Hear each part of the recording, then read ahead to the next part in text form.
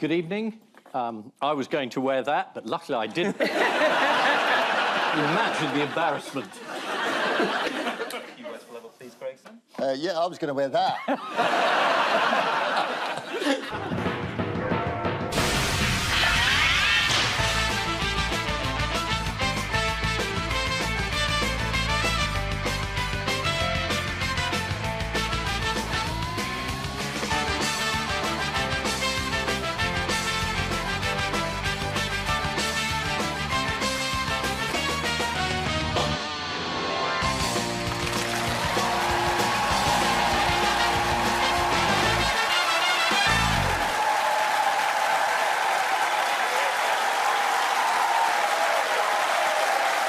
Good evening. Welcome to Have I Got News For You? I'm Charlie Brooker. In the news this week, after weeks of negative press about dubious gifts, Angela Rayner reluctantly agrees to return some of her free shoes.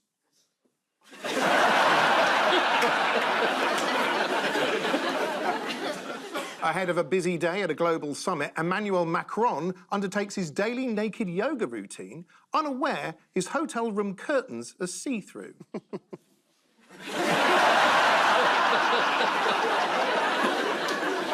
And as tensions rise in the region, North Korea unveils state-of-the-art new measures to stop people crossing the border.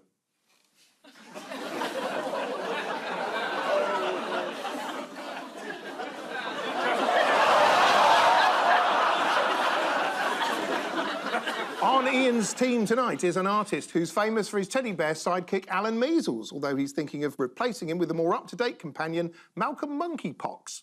Please welcome Grayson Perry.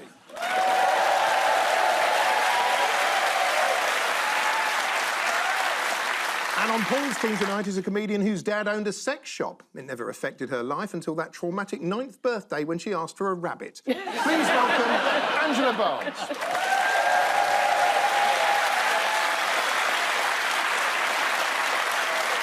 We begin with the bigger news stories of the week. Paul and Angela, take a look at this. Oh, yes, he's been doing that action ever since he was a teenager. Yeah, Donald Trump, Kamala Harris.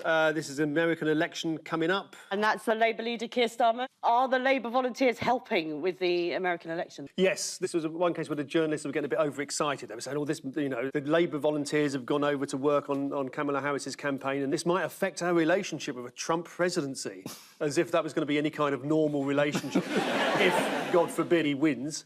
I love this, the idea that... Aren't they basically just door knockers and canvassers? The idea they could make any different... Like, if door knocking worked, then, for a start, we'd all be Jehovah's Witnesses with excellent broadband. Are you not?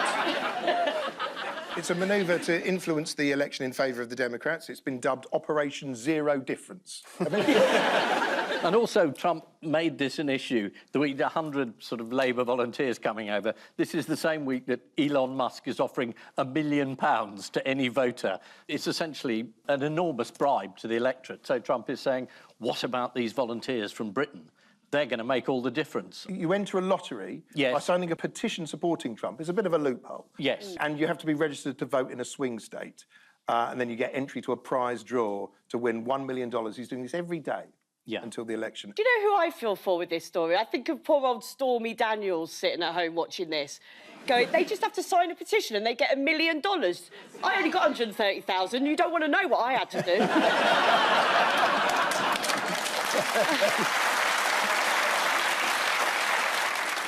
The Republicans have made an official complaint about what they're saying is Labour interference. They called it blatant foreign interference by the far left. Starmer, the far left, he must be so fat. Yes, but all those Corbynites turning in their graves.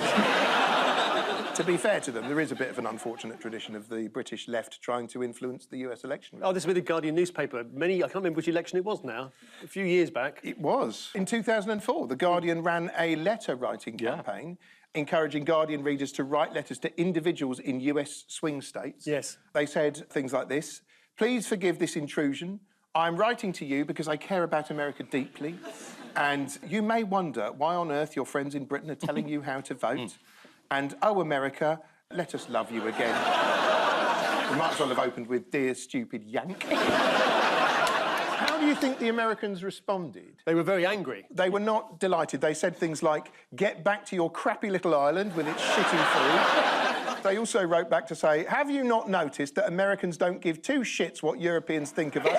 Each email you send telling us why not to vote for the Republicans is going to backfire, you stupid yellow-toothed hound. Do you know who else has been complaining? Is it our Nige? It might be your night. Farage himself has lobbied for Trump, and there's some question over whether Farage's plane tickets over there contravene the law about foreign intervention. So there is some suggestion that Farage himself might be hypocritical, which is difficult to believe. The Conservative Party, I mean, have frequently sent over volunteers. John Major sent over people to help George Bush get in. I mean, there is a tradition of doing this. It's just when the Labour Party do it, Trump turns it into an issue because he's worried about his actual interference with the election on the side. Do they ever send people over here? Yeah, they're Mormons. Trump's longest-serving Chief of Staff, John F. Kennedy... John F. Kennedy? Breaking news. What a comeback. Yeah. I knew someone had got shot at a rally. John Kelly was his ex-chief of staff during the last time he was, or during the first time he was president, or during the only time he was president, depending on when this goes out on Dave Channel. He said that sort of essentially that Donald Trump is a fascist and that he was always sort of saying Hitler was good. John Kelly called him a fascist. Yes. Technically, he's a fascist. Yeah. It's good to have that cleared up. Yeah. Because no one had spotted that. I think it was the bit about rounding up your opponents and using the military, and you thought, yeah, that's very left-wing. Oh, no, it isn't. Shall we move on to Kamala Harris? Yes. Yes. Despite raising millions of dollars and making a slew of media appearances, what's she failing to do?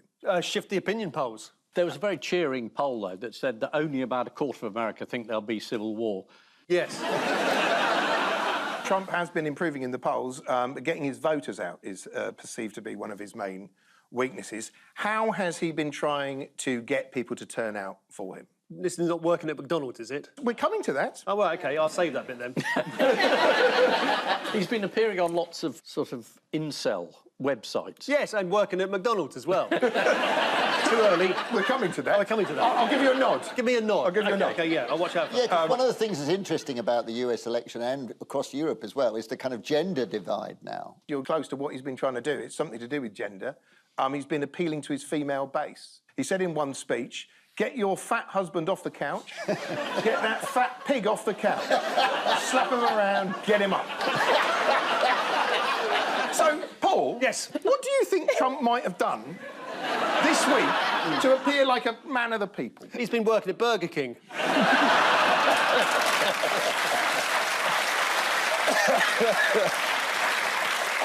Would you like to see him at work? Yes, please. Thank you. Mr. President, please don't let the United States become Brazil, my native Brazil. We'll keep Please, it good. Please, please. We're going to make it better than ever, okay? Thank you. Thank you. Thank you. It was a pleasure, Mr. President. Yes. I don't know if you could tell, but that was staged. He's doing it out of fury because... Oh, because she worked at McDonald's. Yeah, Kamala Harris said she worked in a Yes. McDonald's, and he said, I don't believe you. Yeah. And then the Republicans said, OK, if you worked there when you were 20, where's the invoices? Where's the receipts? From 30 years ago, a part-time job. And she said, I don't have them. And they said, aha, you're lying. I think it's nice to see that McDonald's does give opportunities to convicted felons.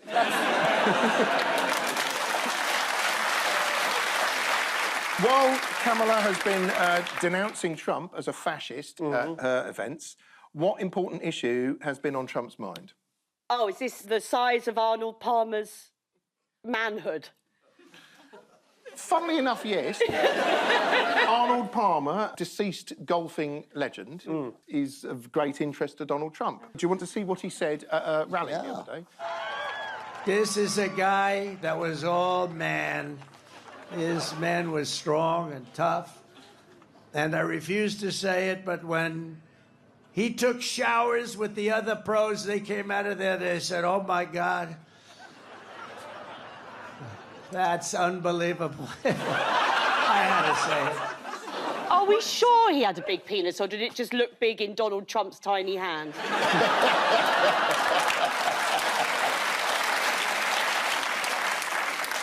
The story doesn't even make any sense anyway, like all the golfers showering together. I mean, the golfers don't all finish a round of golf at the same time. You know. This is the Trump campaign's accusation that Labour is interfering in the US presidential election. 100 Labour Party activists are heading to America intent on swinging the election for the Democrats, although they'll spend the first week desperately trying to find somewhere in Alabama that serves quinoa salad.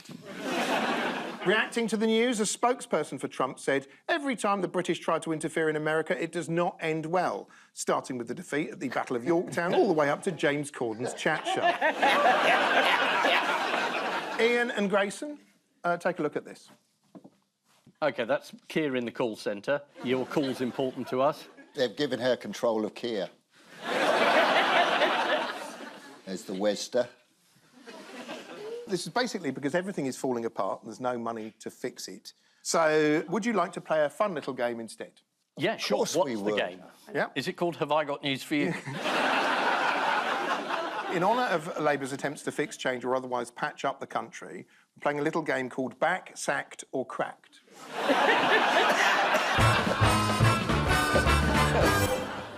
Basically, I show you a picture and I want you to tell me what it is and whether it's come back, getting sacked or is totally cracked. Fingers on buzzers. Yep. Yes. Here's your first one. What's this? Is this the NHS? I think it's backed, though, the NHS. It's cracked. It's cracked. It's well and truly cracked. Health Secretary Wes Streeting has got a big idea to fix the NHS, and do you know what it is? You're saying he's found a way to stop the crack showing in the NHS? Is that to sew up the backs of those gowns? It's a brilliant suggestion. It's the consultation. Yes. And, of course, the public have responded in their usual glorious British way by suggesting things like every hospital should have a Weatherspoons. Do you know some of the other things that the public suggested? This is on a website, basically. They suggested that ambulances didn't have an alarm, but they had Danny Dyer shouting. Out the way, eat less chips, you fat bastard. They include building a Weatherspoons in every hospital, making a dog health secretary, offering lobotomies to the population of Birmingham, which I thought had already happened, changing all ambulance sirens to Danny Dyer shouting "Nino" and firing Wes Streeting out of a cannon. Can you think of any other ways to improve the nation's health? Pay junior doctors a decent whack. Like, I read somewhere that junior doctors get paid less than an IT graduate, and you can't just turn a life support machine on and off again. While we're on health, Yes. have a look at this picture. Tell me what this is. Is that Britain's gold reserves? Scurvy. It's back. It's back. Yeah, there were 171 cases reported in the NHS last year. I'm more excited about scurvy coming back than Oasis. Next bit of back sacked or cracked? Yes, Yes, go back on. Sacked go or on. cracked? OK, take a look at this. This is Porridge, the sitcom. Ronnie Barker, Fulton Mackay, Richard Beckinsale. They're letting prisoners out early to make more room for prisoners to go into prison. You are right. This is the over 1,000 convicted criminals who are back on the streets this week after having their sentences cut short to free up space. The papers and the photographers are now outside prisons, just waiting for the early release day. Yeah, wasn't there a guy who sort of posed with a Bentley? Yeah, and there was a guy who was picked up in a Lamborghini. It's a kind of prom. It's a happy day. Yeah, one of them said thank you to Keir Starmer for letting him out early. He did. Would you want to see a picture of him? Yeah, You want to see a picture of him? certainly Here he do. is. Look, There he is. Daniel Dowling Brooks. He told journalists, I kidnapped someone who owed my friend money. I tied him up and had him at gunpoint. It was bad, but not as bad as they made it. And he added, big up Keir Starmer. Yeah. Well, he said more than that, but his sentence got cut short.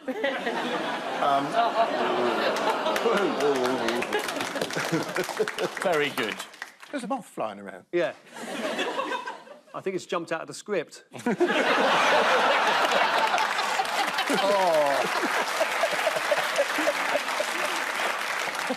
Your final back sacked or cracked? Sacked, hopefully. It's a trick question, this. Did he have a back sack and crack? It's a trick question because he is all three. Most people think he's cracked. He was also sacked by his constituents, but now he's back. Do you know why he's back? Is it because it's Halloween next week? He's back on his own reality show. Here's a glimpse of it. Have a look. There you go. Sort of like a 1920s goggle box. I like to see he sits on his own sofa in the same way he sits on the benches in the House of Commons, like his ventriloquist has gone for a piss. Do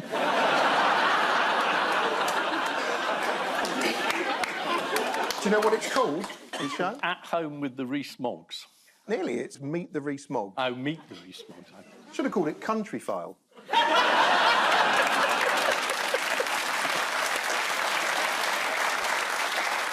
This is the news that the government has unveiled a key plank of its NHS strategy.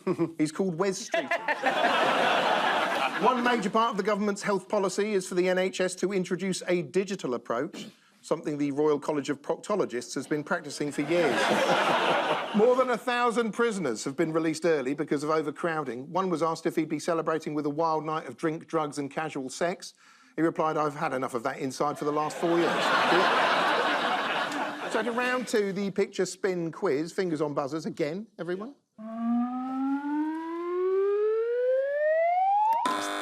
Ah, yes, King Charles, Queen Camilla, been in Australia, as indicated by them coming down the steps. There's been some demonstrations by Aboriginal spokespeople who quite rightly have got a lot to complain about.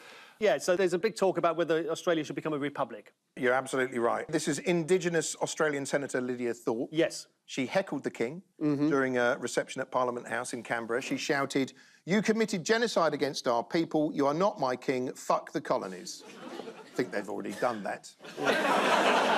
He said, "Oh, have you come far?" What did one woman outside a church in Sydney do to welcome him? Did they dance together? She played the flute. She played the flute at him. What was particularly impressive about the performance? She didn't put it in her mouth.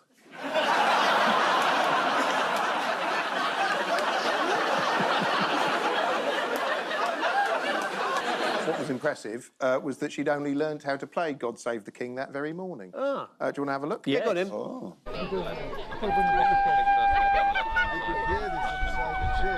Okay, straight over. Give me a pass. Didn't bother to learn the second half. What other festivities did the Australians lay on for the royal couple? Don't know, but it's always a big dinner, but it can't be that. Oh, barbecue. Barbecue. Charles and Camilla experienced a sausage sizzle. Do you want to see their sausage sizzle? We can't imagine what it would look like. Here you go. Did you ever meet Arnold Palmer?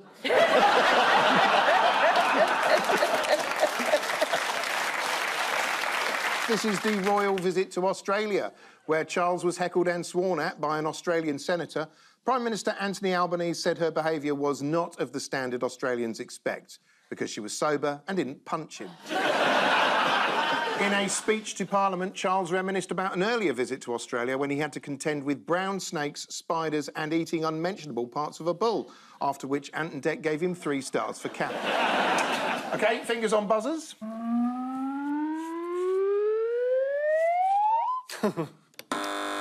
Yes, this is clearly well, the photo tells us all, really, the Photoshop. It's a sheep has clearly been producing some art. Are you telling me that's photoshopped? Well, I don't think that beret looks real. Some artwork has been created by a sheep. I very much doubt that it's used those 2 brushes that it's got on the floor there. Have you seen this story? No.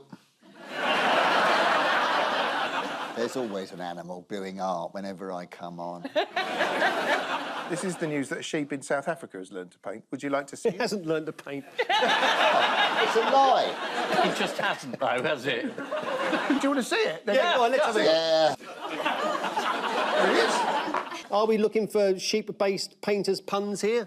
Rembrandt, is that one of them? Have you got one there? You're nearly. Yeah. Nearly. He's called Banksy. Although the Daily Star preferred to call him Lamb Goff. That's dreadful. Rembrandt was better. Would you like to see... No, I don't think we do, actually. Here you go. What's this? What's he painted here? Feeding time. Is it a self-portrait? It is an animal. It isn't. It's a rhino. It's a warthog. You're close, obviously. How do you know it's a walk? Did they ask the sheep? I can't tell you on how many levels this is depressing. What does Banksy's owner, Joanne Lefson, have to say about his talents? They're non-existent. She says, Banksy proves that sheep are not stupid. Just the rest of us are. Do you know how Banksy learnt his craft? Did he do a foundation course and then a couple of years at the Courtauld? He learnt from the best because he grew up with a pig painting prodigy, Picasso. Isn't it amazing that the same owner has managed to rear two animals that can paint? Makes you understand the history of art, really, doesn't it? Yeah, Renaissance Florence. Yeah, you know, Paris in the turn of a century. This farmyard. Surely the picture be called Francis Bacon.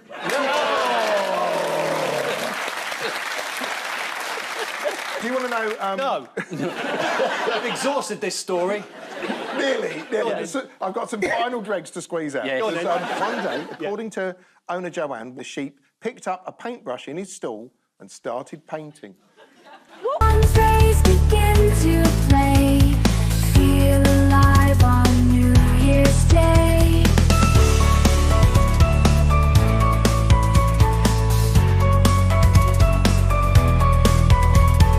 Secrets bloom in twilight's shade, timeless moments that we made.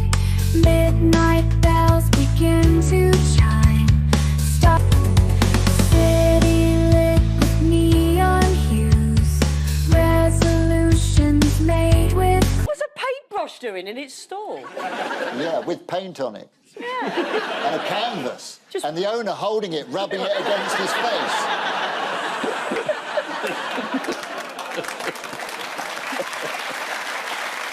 Do you know where Picasso is these days? Yeah, In a he's in a sandwich. sandwich. Here he is. This is a sheep in South Africa who, it says here, can paint. Here's the sheep with one of his paintings.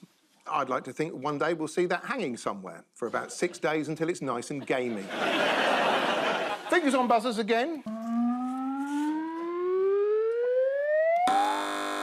These are the guys who have met in a pub every Thursday for 56 years, I think it was. So a bunch of blokes meet up every Thursday for 56 years. Yeah. You got any idea what that might be like?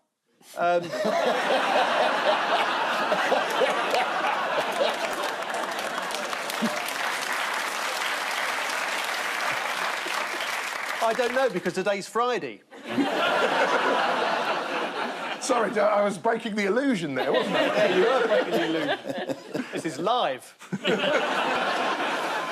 That's them now, that's them today. Do you want to see them back in the day? I think so. There they are, many years ago. I see one of them used to be a woman. I think it's a testament to the life-giving elixir that is beer. 5 of them are vampires because only one of them is showing a reflection in the mirror behind them. That's a worry. They're the undead. What do you think they talk about when they meet up? They probably do the organ recital, like all old people do. The what? The organ recital, you know, like, how are you? Like, oh, my stomach's a bit...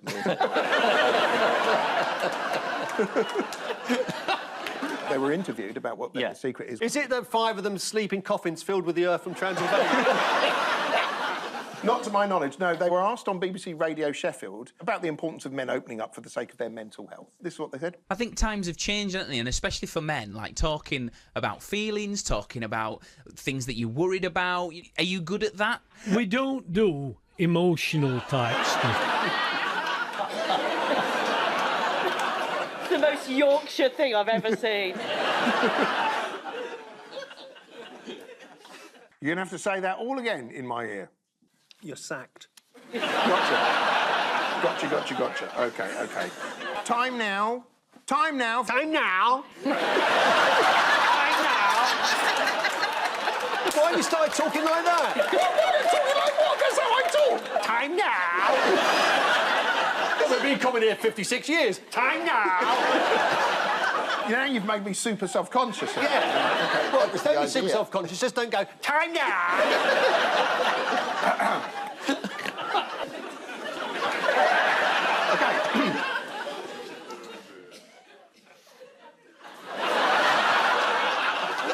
Time now for the Missing Words round, which this week features as its guest publication, Goat Rancher. Woohoo! Here you go! All right. We start with this. Firemen left red-faced after what? Fireman left red-faced after mistaking a black bin liner for Puma in tree. Fireman left red-faced after state-of-the-art fire station burns down. This is a brand new fire station in Germany which burnt down when a fire broke out because it hadn't been fitted with fire alarms to detect the blaze. 999, cried the firemen as they watched the flames spread. Next, what could be the most impractical fashion trend ever? Knee-length hats. See-through scarves. What's wrong with a see-through scarf? Do you like the one I'm wearing?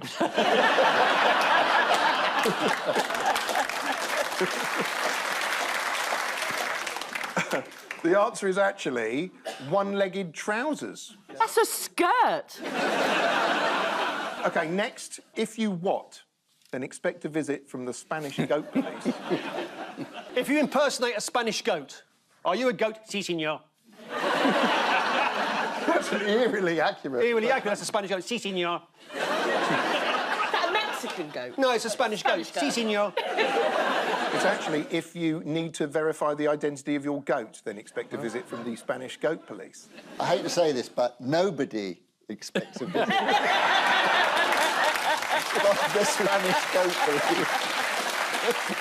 Finally, King Charles complimented a goat in Guernsey by what? By making it an admiral of the fleet. Was it by text? Ian, you were surprisingly close. King Charles complimented a goat in Guernsey by giving it an honour. And what was that? Is it Baroness Moan?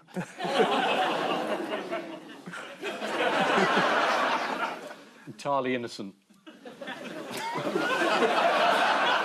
Here is the King honouring the rare goat on a recent trip to the Channel Islands. Do you think that cheapens your knighthood, Sir Grayson? Well, no. I mean, if they can be artists, then they can be knights as well. Fine. Who'd you get a knighthood off? Which government? The Tory government. I'm a crossbench, sir.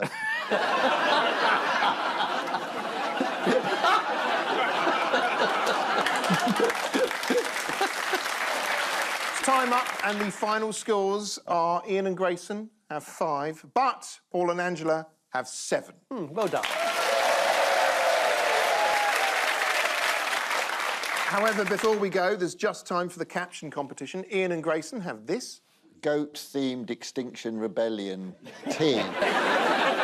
That's what I call a stag do. Paul and Angela get this. We must never say what happened to Gerald. On that note, we say thank you to our panellists, Ian Hislop and Sir Grayson Perry, Paul Merton and Angela Barnes, and I leave you with news that at a literary festival in Essex, there's a world first as a book loses all of its value the instant its author signs it. After 2 years on an NHS waiting list, one man looks for an alternative way to cure his constipation.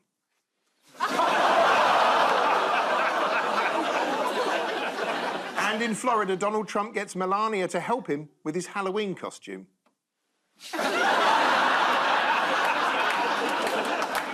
Good night.